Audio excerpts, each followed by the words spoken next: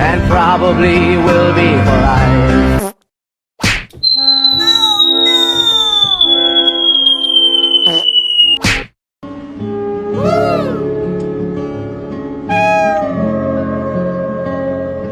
I owed him up.